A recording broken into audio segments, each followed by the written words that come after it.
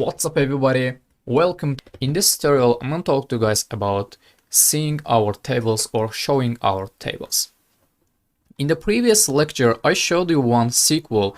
I said for describing or for seeing columns of your SQL you can write here describe and just name employee here. When you click run you will see field name, type, is this null or not, primary key and extra. And also we can do this using another thing, and we can say show, or let's write here just show columns from, and let's just write name. I will say employee. Okay, when I click run here I will see the same thing because it is the columns that from coming from employee 2, employee 1 actually, or let's write employee 2, you will see the same thing because employee 1 and employee 2 is the kind of like of same things. And this is the columns. Field are equal to columns ID, name, surname and age. Type, I mean data type, integer, varchar and integer.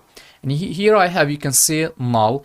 ID and name cannot be null, but surname and age can be null. And you can see here I have key and PRI, and that means primary key. And ID is primary key. And we said in our tables we have only one primary key, and that is ID.